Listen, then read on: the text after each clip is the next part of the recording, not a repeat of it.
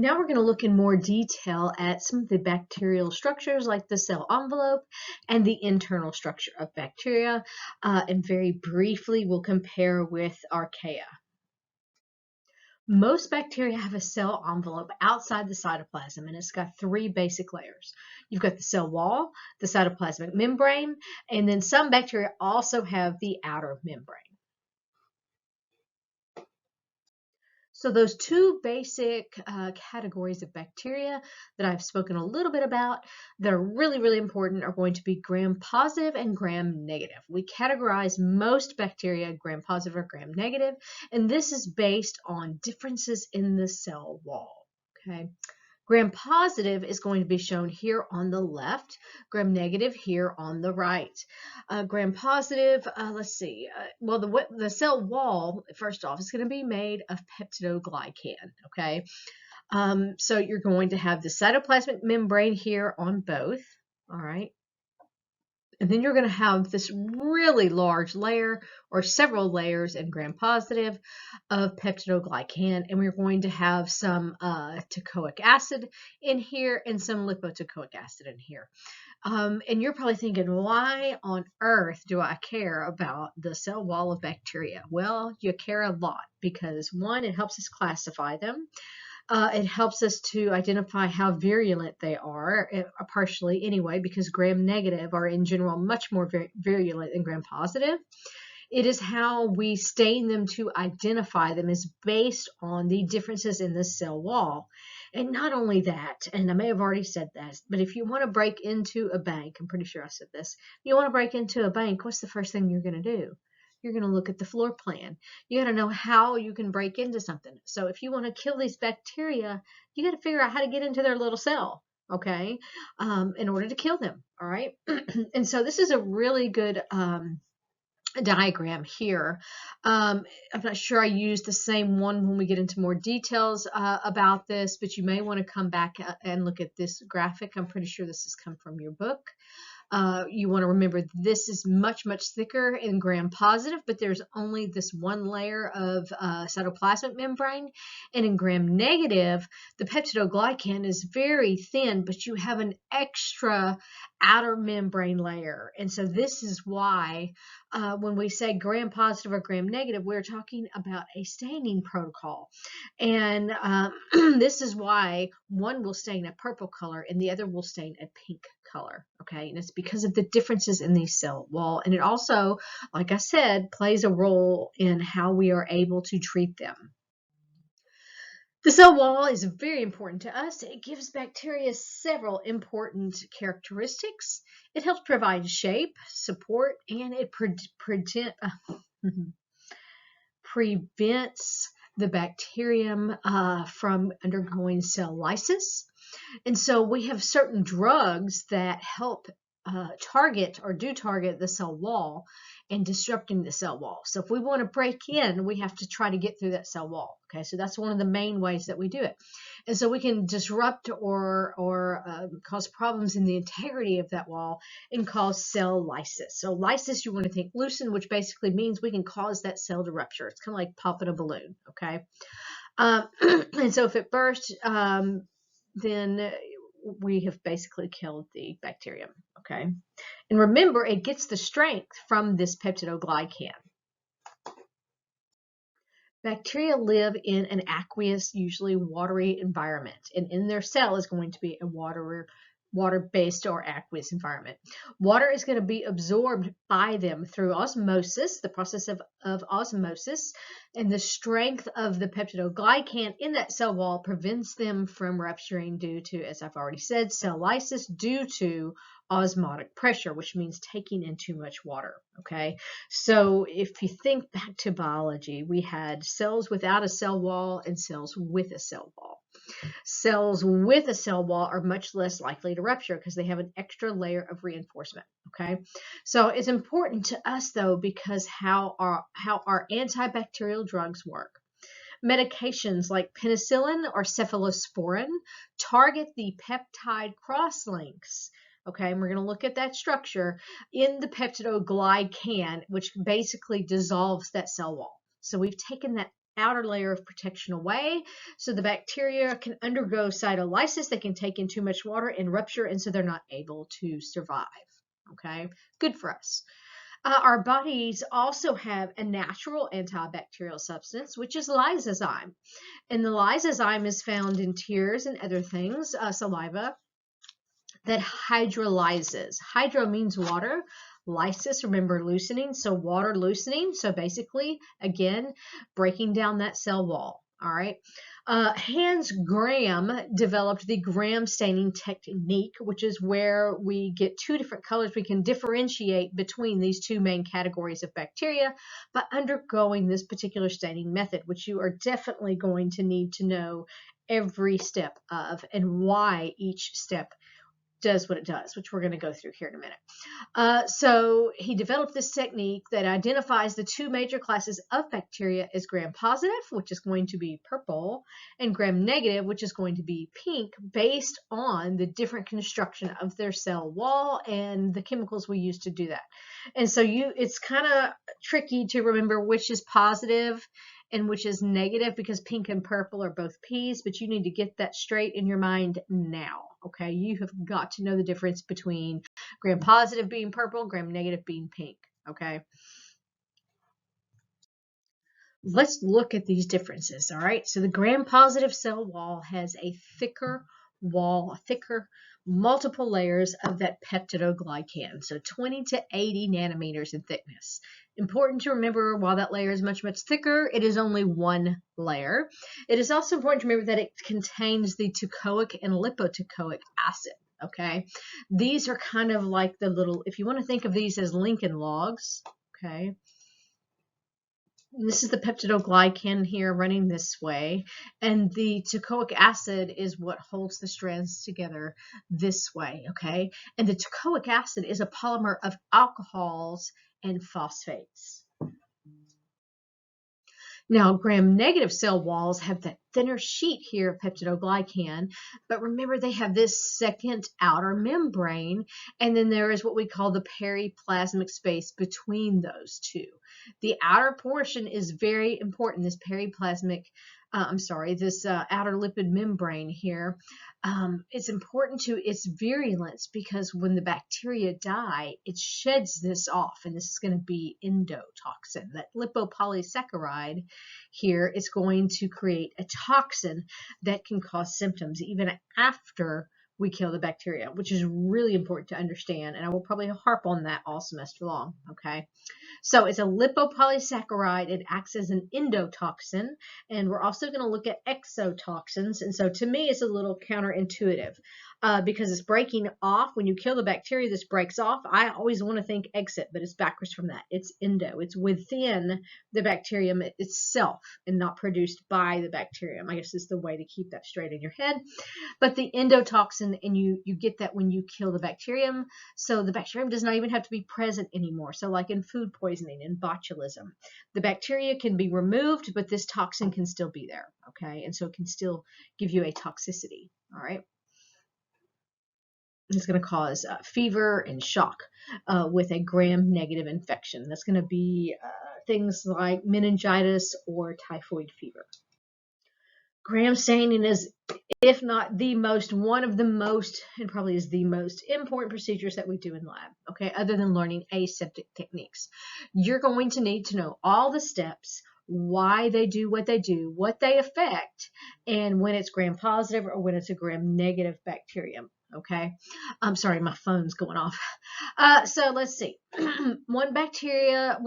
Once the bacteria are heat fixed, which means we've put them on the slide and we've waved them through the flame a few times to kind of get them to stick, then we're going to go through these steps, okay? And you will do this in lab. So you're going to drop 5 or so drops of crystal violet, which is a purple dye, on the smear, and that was going to stain the bacteria purple, okay? So at this point, and you also need to know that at each step, what are things going to look like? So at this point, everything's going to look purple. So gram-positive and gram-negative are both going to look purple. One thing that's not listed here in the text is you need to rinse after. Okay, if you don't rinse after, and you may not see this in the virtual lab, but in real life, we get these big clobs of crystal violet and iodine crystals, and it's useless. You can't see anything. Okay, so rinsing is really very important. And so then we're going to apply 5 drops of grams iodine to the smear. We're going to let it sit for 30 to 60 seconds. And everything you kind of let sit for 30 to 60 seconds except for one. You're going to rinse with water after that. Okay. Iodine is actually a stabilizer, or what we call a mordant, in the gram-positive cell walls, but not the gram-negative. Okay, so it's going to stick. This purple color is going to stay. This purple color is going to stay with the addition of the mordant on the gram-positive cell walls. It gets trapped in the wall. Okay, and so that iodine's not going to make it stick in the gram-negative bacteria, though. So we're going to then decolorize. That is our third step. We're going to add alcohol. Okay, alcohol is going to actually dissolve that outer membrane in gram-negative bacteria, and so then the purple color goes away. Okay, so we get rid of the outer membrane, the purple color goes away. Okay, and so the bacteria are no longer going to be purple. We're going to have purple, and we're going to have clear for gram-negative. So then we're going to add a second dye, and this is what we would call a differential stain, because we're getting 2 different results. We're going to add or drop safranin, which is a red dye, onto the smear, let it stand for 60 seconds, and then rinse it with water. Okay, the only thing you don't let stand, I'm sorry, is the alcohol. You put it on and then rinse it off immediately. And so you're going to look under the microscope then. After you rinsed this off, you're going to blot it dry, and you're going to look at it under the microscope, under oil. Okay, and so what you're going to see is, if it is gram-positive, it will be purple. If it is gram-negative, it'll be pink to red. Sometimes it is kind of difficult to tell what the color is. Is it pink or is it purple? Because it kind of can be in between. And sometimes you have more than one bacteria, and you actually have both colors. Okay, you must know all these steps, what it looks like at each step, what it does to the cell wall, and why. Okay, really important, this particular slide right here, both lab and lecture. If you've had me before, you also have probably heard me say, maybe not as much as I used to, but there is an exception to every rule. I used to say that a lot in chemistry. Always an exception to every rule. So some bacteria are what we call acid fast. They are not typical. So they have a different type of cell wall. And so we use another method. Okay, acid fast will stain red if the bacterium are acid fast. Okay, so we have things like Mycobacterium that are acid fast. Remember, that is when you see myco, you need to be thinking fungi. They contain peptidoglycan, and they can actually stain positive, but the bulk of their cell wall is actually made of unique lipids. And so you can actually use this as a second test in some cases to differentiate these. And so acid fast is going to stain red. Part of this is because it has this mycolic acid. Archaeans are, of course, different, and so they have some non-typical or atypical cell walls. They're made completely of polysaccharides. There are some that are made completely of protein. None of them have actual peptidoglycan. They may have some peptidoglycan-like substances, but they're not made of peptidoglycan. And then some don't even have a cell wall. Here are some other exceptions. We have Mycoplasmas. These have no cell wall. They have sterols, which are cholesterols, in the cell membrane that have to stabilize the cell against lysis, or having that osmotic pressure cause them to rupture. An example of this is Mycoplasma pneumoniae, and this is the bacterium that would cause what we call walking pneumonia, which is a milder form of pneumonia. And then we have L forms, and these have a cell wall, and then they actually shed their cell wall as part of their life cycle later on. And so these are often responsible for persistent infections, which means those infections that don't want to go away, and they can also be antibiotic resistant. The outer membrane of a gram-negative bacteria contributes to an extra barrier, so it's a little more virulent. So it contributes to making it more difficult to inhibit or kill. Okay, so it's more resistant to certain antimicrobial drugs. Alcohol-based compounds can actually dissolve those lipids or fats in the outer cell membrane and damage the cell. So alcohol swabs used to cleanse the skin are used to cleanse the skin before certain medical procedures. And then treatments of infections caused by gram-negative bacteria require drugs that actually can cross the outer membrane, okay? And so this is some of the important points of those differences in cell wall structures when we look at clinically applying this information. Water is a solvent for all cell contents, basically, and so it's going to contain sugar, amino acids, and salts in it. But the cytoplasm is going to be about 70 to 80% water, and then 20 to 30% the rest of those substances. And so basically it serves as a pool or a holding place for the building blocks for all of the cell synthesis, for energy. When you hear the word cytosol, that's referring to the liquid portion, but we're not really going to distinguish between the two. So bacteria, remember, can have these plasmids, this circular DNA that's actually separate from the main DNA. And this can house hereditary material, non-essential portions of the DNA. It can pass along drug resistance. It can pass along new toxins, and it can pass along the ability to produce certain enzymes. And so this can enhance other bacteria. So basically, it's like going to somebody and learning how to do a new trick, okay? Which is not good for us, but good for the bacteria.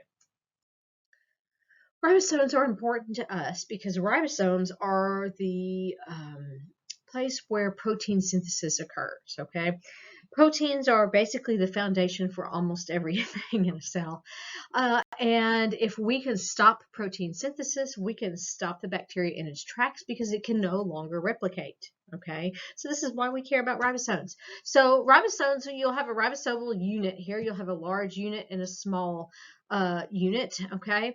And these are where we make our protein synthesis. They are going to be 70S for archaea and bacteria. For eukaryotes, we have ribosomes as well. They're just 80S. So just know that's kind of a little bit of the difference between their ribosomes and our ribosomes. Bacterial endospores are really good at helping bacteria adjust to changing and difficult or extreme habitats. And so they are protective in nature. And again, they contribute to the virulence of a bacterium. The endospore is the best at ensuring survival in a tough condition. Things like Bacillus, Clostridia, or Spora sarcina are able to form these endospores, and it's basically like where you have a two-stage life cycle. You have what we call a vegetative state and then the endospore. Now, vegetative state, you're probably thinking like a person that's in a vegetative state that's not doing anything. That's not what we mean here, okay? This is a metabolically active state. This is where we're undergoing growth and reproduction. We're normal cellular activities, okay? So when the environment gets harsh, the bacterium can undergo sporulation, and that's going to cause the bacteria to form this spore, this endospore, and protect the bacteria from these harsh conditions. So it's almost kind of like hibernating, okay? And so they don't usually reproduce during this time. They can resist extreme heat, drying, freezing, radiation, or other chemicals that normally kill the cell. So it makes them very hard to kill. So normally we heat things up to kill bacteria, right? Well, if it has endospores, it's not getting up, okay? So really important here. And I know I say really important a lot. So just to give you an idea of some of the things that endospores help contribute to these particular bacterium for persistence and resistance in infections. Persistence means being able to stay there and you can't treat it, can't get rid of it, so it sticks with you a long time. Resistance means that you have a very difficult time treating it with certain antibiotics or antimicrobials, okay? So endospores inhabit the soil and dust. That's where you'll typically find a lot of these. They're constantly issues where we have sterility or cleanliness as a factor, okay? They are resistant to normal cleaning methods like boiling water, soap, or disinfectants. This is a list of 5 of these, and you've probably heard of most of these diseases that they cause if you don't know the names of the bacteria. Bacillus anthracis, which is anthrax, okay? And we're going to study anthrax later on. You'll hear that there's 3 forms, okay? Pretty nasty stuff. Clostridium tetani is the cause of tetanus. Well, most people think tetanus, they think lockjaw, and so they think it's not really that bad. Well, I hope to change your mind on that. I'm going to show you a picture of tetanus that will be eye-opening, okay? Clostridium perfringens, this is what causes gas gangrene. So think Civil War soldiers getting their legs cut off because they had a few cuts in their legs. All right, not good. And then botulism, which is basically food poisoning that kills you. Okay, and you can't see it, you can't smell it, and it's the endotoxin that gets you. So even if the Clostridium botulinum is removed, you can still get sick and die. And this is actually the component of Botox. So I hate to break it to you, but if you are undergoing Botox injections, you're putting botulism in your face. Okay, and you'll notice 4 out of these 5 are Clostridium, okay? The last one is Clostridium or C. diff, which is a very serious gastrointestinal disease. And you're thinking, diarrhea, how bad can it be? Well, it can be life-threatening, okay? This can get into your intestinal wall and sit there and just destroy your tissue. And it is a profuse watery diarrhea, so very, very dehydrating. All right, let's see if you can apply some of what we have discussed to some of these practice NCLEX questions. So when you're trying to pick your answer, think about what we have talked about, and that will help you, okay? So why is an alcohol swab applied to the skin as antiseptic prior to getting an injection or a shot? All right, so our choices here are alcohol helps stabilize cytoplasmic cell membranes. Alcohol swabs prevent infection by dissolving the bacterial lipid membrane. Alcohol inhibits protein synthesis in gram-positive bacteria, which is most commonly present on the skin. Or rubbing alcohol, the rubbing action congeals the cytoplasmic membrane. So this is all stuff we've talked about. So I want you to pause and see if you can get the correct answer. Okay, so if you picked B, that we dissolve that bacterial lipid membrane, you're correct. If we dissolve that membrane, we make that bacteria more susceptible to cytolysis and our own host immunity. We can now go in and kill the bacteria. So it's B. All right, winding down this chapter 3 here, we've got archaea. Remember our other prokaryotes. These are unusual cells. They're single-celled and they're pretty simple. They do share some characteristics with bacteria, but they are actually more closely related to eukaryotes if you look at their RNA, your ribosomal RNA sequences, okay? They have similar ribosomal, or actually some that are the same RNA sequences, and the ribosomal subunits are similar. So how are archaea different from other cells? They're different because they do have the unique RNA sequences. Their DNA collects or compacts differently than other mechanisms of making the DNA smaller, and they have unique membrane lipids. They have some really interesting critters here, though, okay? They have what we call extremophiles. Phile means loving, okay? So they love extreme conditions. And when I was in high school, and in fact, it hasn't even been that long ago, it's just been, I don't know, a decade or two, we have discovered that where we once thought nothing could live, that we actually have life. We have these archaeans, okay? So in these deep sea hydrothermal vents, all right, like where you have hot lava, you would think anybody could live there, right? Well, you could have one of these extremophiles, a hyperthermophile, a heat-loving microbe that can actually survive there. You can have methanogens, which actually convert carbon dioxide and hydrogen gas into methane, okay? You can have halophiles, which are salt loving. That's where the saline is coming from. You ever heard of the Dead Sea? It was called the Dead Sea because they thought nothing was living there. Well, you know what? Halophiles live there, okay? We can also have psychrophiles, which also like the very, very cold temperatures. So you would believe in the Arctic, in the Arctic especially, that there would be nothing living. Well, you know what? There are some that are living, okay? Some do live on the human body, and they do have the potential to cause disease, but we don't know of any that actually cause disease, okay? So that comes with that kind of little, they could, but they really haven't yet. This is a really good review slide comparing and contrasting bacteria, archaea, and eukarya. I would highly recommend actually making your own compare chart here and put the similarities and differences on them using your textbook. Then come back and check your list with this. Because if you go with your textbook, if you go through your textbook and actually look up and find these differences yourselves, you're going to actually know most of the information by the time you get done making the chart, which is much easier than going through and trying to memorize a chart somebody else has made.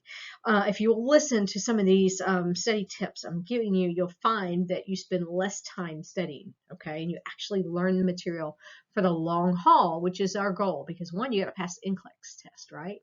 And two, or other tests, you need to know this information for your job. So you want to know what you're doing, don't you? All right, so what are species, subspecies, and serotypes? And we're going to talk about this. So this is just kind of a little catch-all for some bacterial terms, vocabulary terms here, okay? So a bacterial species is a collection of all bacterial cells which have a similar overall pattern of traits, okay? And so they should share at least 70 to 80% of their genome. You will often see things like SPP or SP after the genus name, and that means all the species, okay? So don't be thrown off when you see that.